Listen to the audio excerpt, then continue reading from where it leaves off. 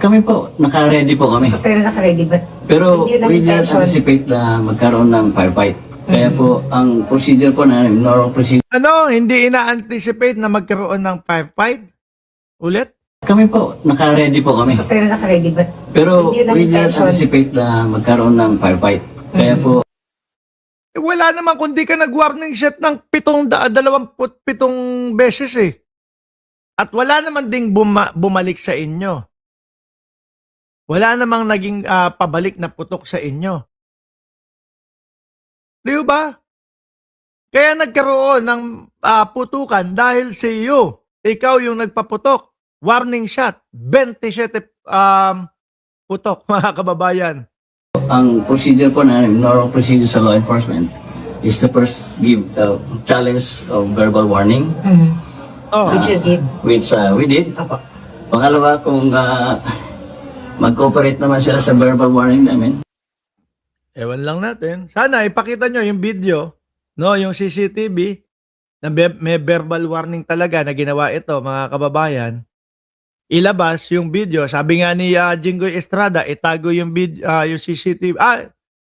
Oo, itago pala yung sabi ni Jinggoy, itago yung CCTV. Okay, okay.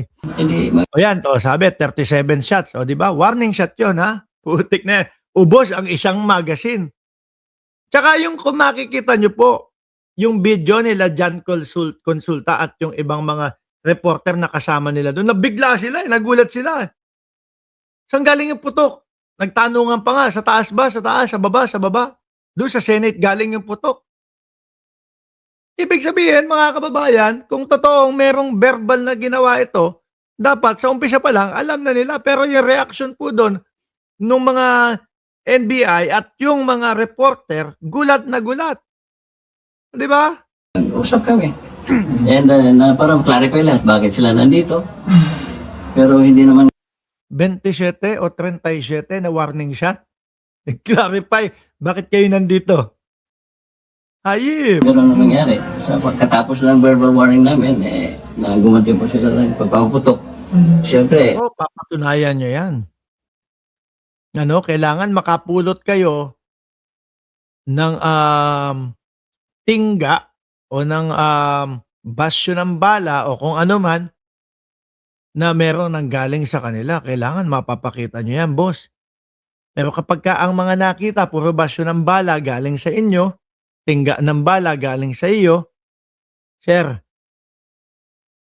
papatayin mo yung mga NBI. Yun ang pakay mo.